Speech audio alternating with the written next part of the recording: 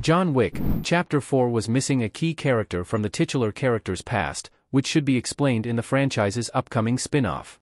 Keanu Reeves' career was at a low ebb when he signed on to the original John Wick movie, which was produced on a modest budget.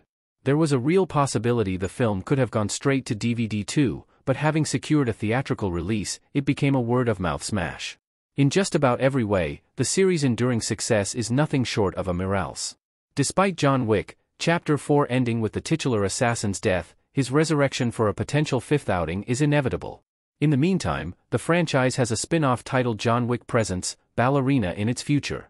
This 2025 action movie is fronted by Ana de Armas as Rooney, an assassin seeking revenge on the people who killed her family.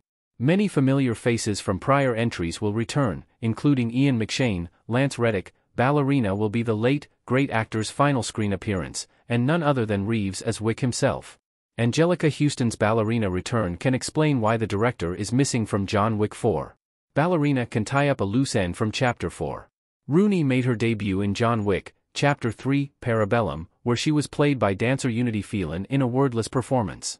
Rooney is part of the Ruska Roma syndicate, led by Anjelica Huston as the director.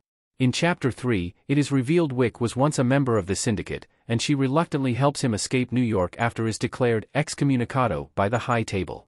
In her final scene in the third outing, the director is stabbed through the hands by a High Table adjudicator as punishment for aiding Wick. Nothing is heard of the director after this, and Huston didn't appear in John Wick, Chapter 4. However, Anjelica Huston's director is confirmed to return in Ballerina, and the spin-off is sure to dive into her backstory and relationship with Rooney a little more. In Chapter 3, she made Rooney dance to the point of exhaustion, so they probably won't be total best friends.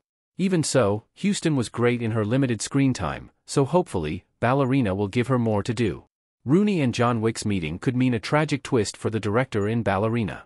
The director may not have returned for John Wick 4 for a good reason.